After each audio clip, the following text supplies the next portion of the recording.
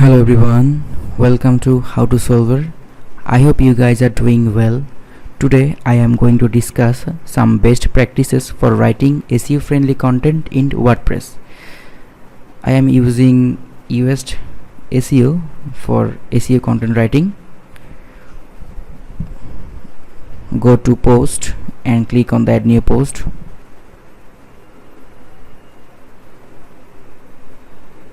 Here you can see the SEO part.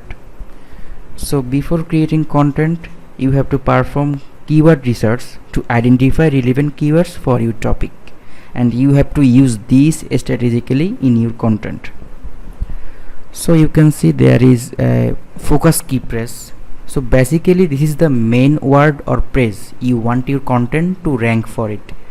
It should be specific to your topic and obviously something people are likely search for it. Then SEO title. Your title must be descriptive and include your focus keyword near the beginning. It is what appears as the headline in search engine result. Then slug.